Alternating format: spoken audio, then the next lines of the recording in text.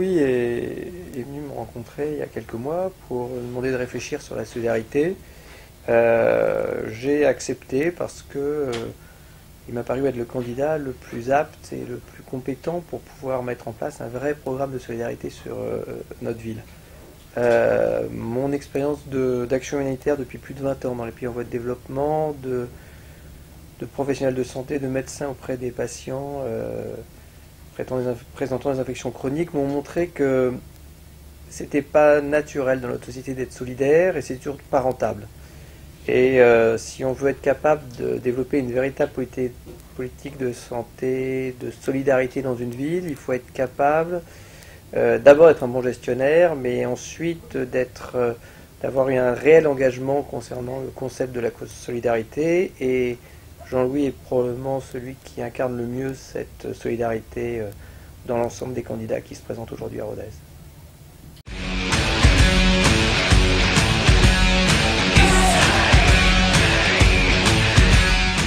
Alors, sur la solidarité, on peut retenir au moins 4 grands problèmes. Il y a celui de la personne âgée. Alors, c'est vrai, on peut réduire le problème à simplement celui de l'hébergement de la personne âgée dans la ville, mais c'est pas aussi simple que ça. Il faut aussi être capable d'intégrer la personne âgée dans la ville, arriver à créer du lien social. Et là, c'est une véritable politique de solidarité qu'il faut créer à travers des liens intergénérations.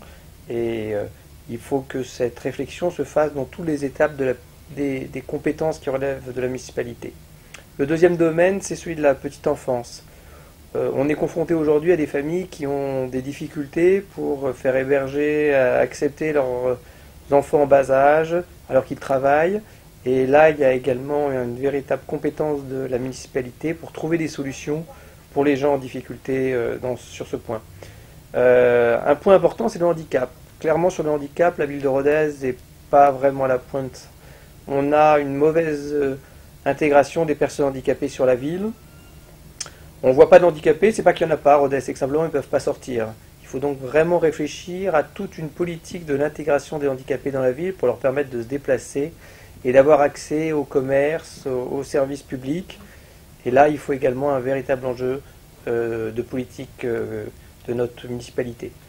Et puis à la santé, c'est vrai qu'on a un hôpital neuf qui est superbe, mais c'est pas simple de garder un niveau de santé élevé pour une population qui va vieillir aussi. Et on est en danger, comme d'autres villes du département, de voir notre offre de soins baisser. Donc il faut un engagement fort de la mairie pour défendre cet engagement.